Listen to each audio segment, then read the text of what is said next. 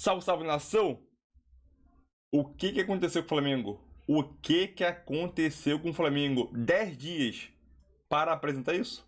10 dias treinando para apresentar isso. Um time que não tinha transição, jogadores não se achavam dentro de campo, os jogadores, como o Everton Ribeiro falou no primeiro tempo, os jogadores tentando resolver tudo sozinho, não tinha coletividade, faltava a transição do Flamengo era o quê? Zaga e ataque, era só bola longa, bola longa, bola longa. E o rebote dessa bola longa ficava com o Bragantino. Não seria demérito nenhum se esse jogo terminasse um 6-7-0 pro Bragantino.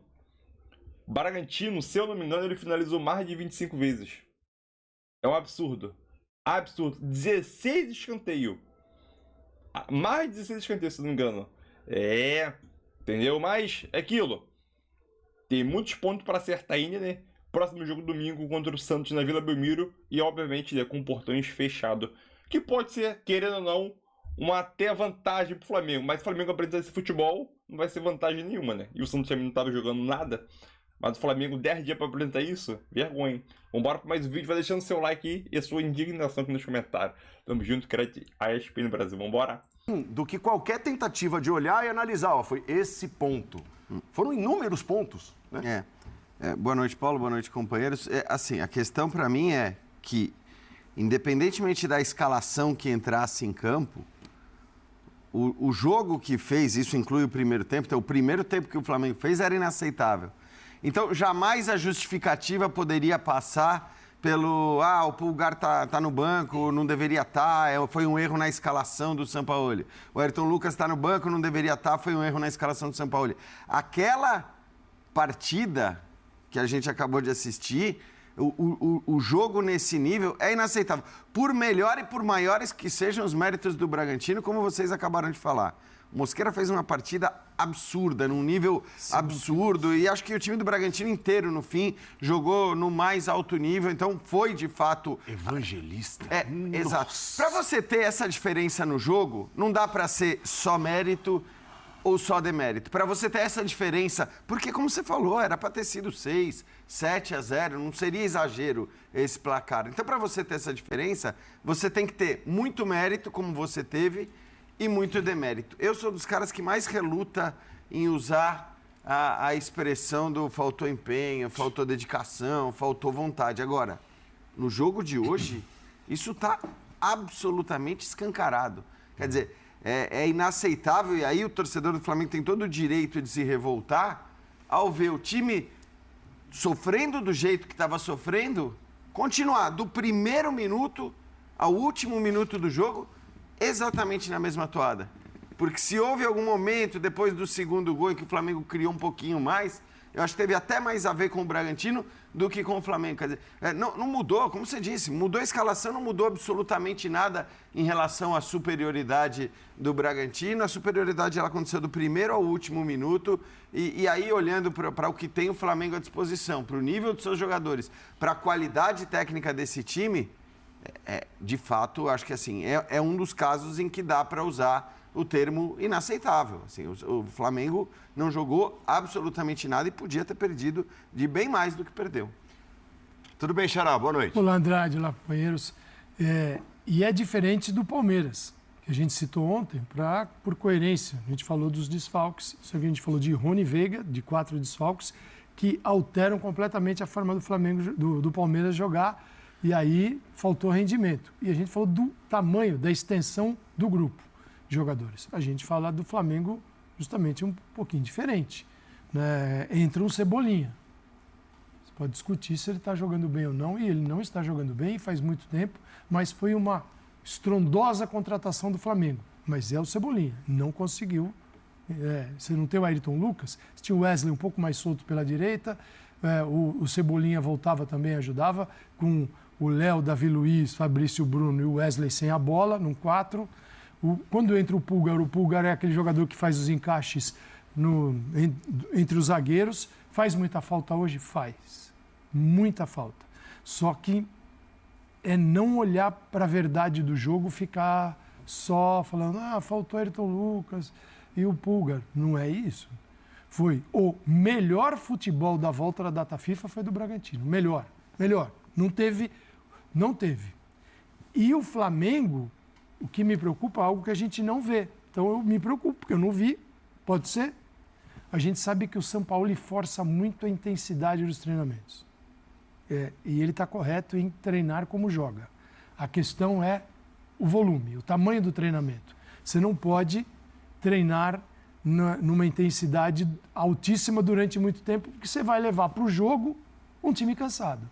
Me preocupa isso, porque o que eu vi foi, parece que o Flamengo jogou todos os dias da data FIFA e foi para o campo morto hoje. Saída de bola do Bragantino, 3 zagueiros. O Pedro, ali, sozinho não vai pegar 3. Aí você olha Arrascaeta e Everton muito recuados. Então o Bragantino já avançava, né, um terreno enorme, chegava no meio de campo e aí tinha uma bola por dentro. O Lucas Evangelista, meu Deus, né? Recebe de costas, já recebe fazendo giro, já leva a marcação, fica de frente. Contra o espaço. Juninho Capixaba jogou enorme como terceiro zagueiro, usando a lateral, que é a origem dele, às vezes por dentro, finalizando por dentro.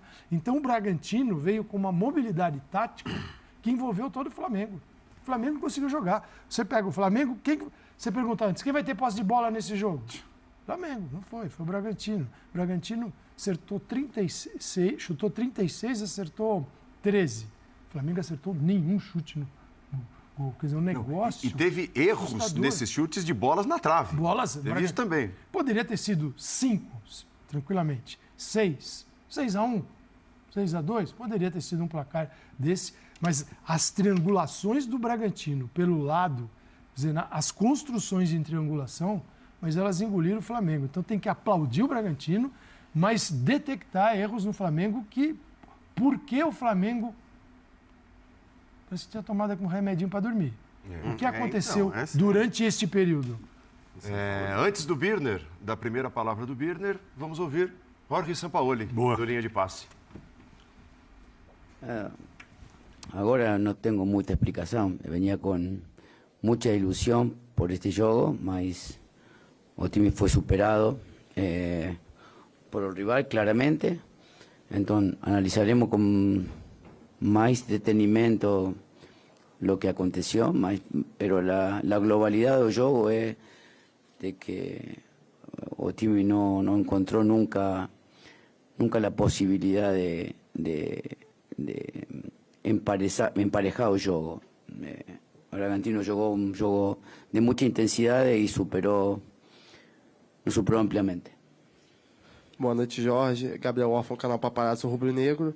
Jorge, eu queria que você comentasse um pouquinho a respeito de 2 jogadores que atuaram hoje, que é o Léo Pereira e o Everton Cebolinha, que jogaram mais pelo lado esquerdo do campo, mas constantemente a gente viu uma sequência de erros lá por aquele lado. A gente via o Bragantino explorando muito aquele lado do Flamengo. Eu queria que você comentasse aí um pouquinho sobre a atuação desses 2 jogadores, sobre a forma que eles jogaram. Foi uma forma que eles não estão tão acostumados assim, com o Léo na esquerda, onde seria o Ayrton Lucas. Queria que você falasse um pouquinho aí sobre esses 2 jogadores na partida de hoje. Yo creo que analizar puntualmente un jugador hoy sería injusto. Creo que Otimi, como falei antes, fue superado. No creo que la faceta de cualidad individual fue la que detonó la realidad del juego, sino la faceta colectiva. Creo que nuestro planteo de juego, que era 3-1, 3-3, no generó nunca juego, entonces mucha pérdida de balón, y eso generaba que o time rival atacara con más gente en nuestra última línea. Y así intentamos trocar, pero o trámite continuó con nuestra imprecisión y con o dominio del rival. Jorge, boa noite. Bruno Vilafranca da S1 Live. Nas coletivas anteriores, principalmente lá no Maracanã, o senhor dizia que esse time precisava de tempo para treinar. O senhor teve algum tempo para treinar o time. Disse que o time precisava de algum tempo para descansar e esse time teve um pouco de tempo mais para o descanso. Então eu queria que o senhor tentasse, de alguma forma, explicar por que o Flamengo, por exemplo, sofreu 36 finalizações por parte do Bragantino. Isso me permite uma pequena segunda pergunta. O aquecimento dos jogadores em campo também não deveria servir para eles saberem ou escolherem melhor as chuteiras que eles deveriam usar na partida? Porque muitos jogadores escorregaram muito durante o jogo, inclusive criaram jogadas de ataque bastante perigosas para o time da casa. Obrigado. Eu penso que é um partido extremadamente atípico. Eu não esperava um jogo assim, mas a gente se preparou muito para tener, o aprovechó de manera intensa el tiempo de entrenamiento, mas sinceramente analizaré bien la realidad de por qué, pero porque en realidad estoy un poco sorprendido por lo que aconteció. Entonces, porque Otimi perdió duelo, porque perdió balones innecesariamente, no jugó, o sea, prácticamente no estuvo en campo. O sea, analizar es difícil cuando acontece eso.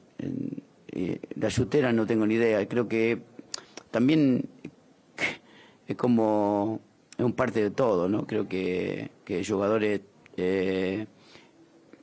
estaban tan incómodos en la cancha que imagino que también las acciones eran tan desesperadas por momentos que a lo mejor era por la chutera, a lo mejor no, o a lo mejor era por el propio momento que estaba viviendo Otimi. Boa noite. Claro, você vai buscando, né, o que aconteceu na partida de hoje. No intervalo, o Everton Ribeiro disse que a gente não está jogando, cada um tentando resolver sozinho, porque um não ajuda o outro. Passa por um pouco também por isso, o jogo coletivo, cada um tentar resolver sozinho? Sí, para mí es juego colectivo. Cuando normalmente un time no puede jugar colectivamente, sufre y depende de los duelos. Otimi no jugó y Bragantino también fue mejor en los duelos individuales. Entonces, normalmente acontece lo que aconteció. Bem não entendeu. E ele não foi evasivo nas respostas. Ele realmente não entendeu o baile que o Flamengo tomou do Bragantino. E esse baile, nas entrevistas, e muito mais que na entrevista, no próprio jogo a gente consegue identificar várias questões. O baile coletivo, porque o Bragantino esmaga a saída de bola do Flamengo. O Flamengo é passivo, ele citou isso no final da entrevista, a passividade da equipe, e ele não entende o porquê disso. O time vinha numa crescente e a tendência deveria ser do time voltar jogando melhor depois dessa paralisação. Não sei como foi utilizada a paralisação, o professor Calçade falou sobre isso na abertura. Eu não tenho informação sobre isso e preciso esperar os próximos jogos para entender como isso foi utilizado, se foi bem utilizado ou se foi mal utilizado, porque aí vai na conta de quem cuida do treinamento do Flamengo. Foi muito mal, porque mesmo sendo esmagado, o primeiro gol é um gol de jogada aérea, que tem que ser bem marcada, como foi o terceiro gol, outro gol de cruzamento. Um de bola parada, o outro não era de bola parada. Primeiro no erro do Thiago Maia, que também toma um drible no segundo gol. Então, eu tô falando isso porque eu tô pincelando tantas questões, aí eu vou muito no que o Jean disse. Méritos enormes do Bragantino e muitos erros do Flamengo. Porque aqui tem erros coletivos, erros de postura, talvez erro de preparação, talvez alguma coisa que a gente possa discutir da formação, erro de marcação de bola aérea, erro de posicionamento, erro, segundo Everton Ribeiro, de jogo coletivo, quando tem a bola também, porque os jogadores querem resolver tudo sozinhos. E aí, para mim, é a grande questão, a grande pergunta.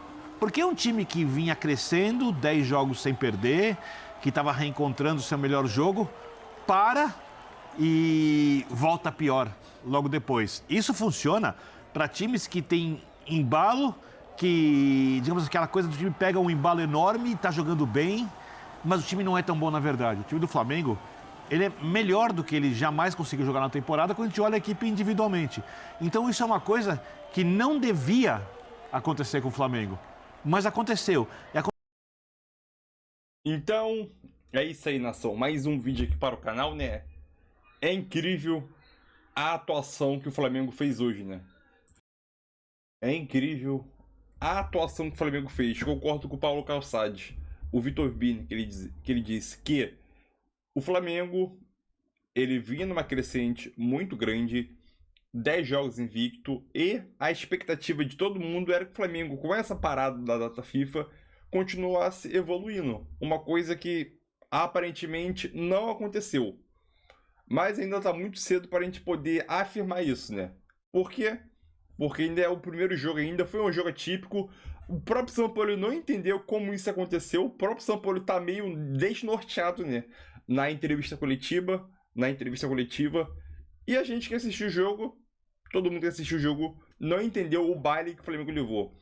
O Flamengo, para mim, apresentou o pior futebol após a data FIFA e o pior futebol do Flamengo nesse Brasileirão, né? Não vou dizer nem na temporada, mas nesse Brasileirão. E o Bragantino, eu acho que foi o melhor futebol do Bragantino na temporada, né?